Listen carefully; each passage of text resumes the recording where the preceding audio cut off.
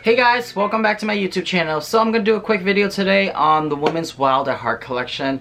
I wasn't really into this collection at first. I didn't really care with the pre-orders, the release time and stuff like that. But after the collection came out and I started seeing people post pictures of it, I'm like, wow, this collection is actually really nice. Let's get into it. It is a small leather good. Here's the little box and the blue ribbon, which I have a million of these. Okay, can you guys guess what it is? Probably can by the title. Okay, here we go. Ta-da!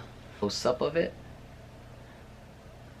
So this is the Rosalie coin purse or pouch that they call it, I believe. So it is black with white, and it does have yellow and pink in it as well. There's the back side of it.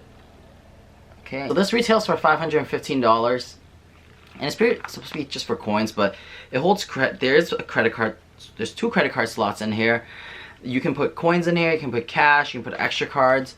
I think it's just like a nice little card holder, in my opinion. What I really like about this collection is that it looks really, in a sense, not animated, but really artsy, if that makes sense. Almost looks like street graffiti in a sense. So that's why I think it's so cool.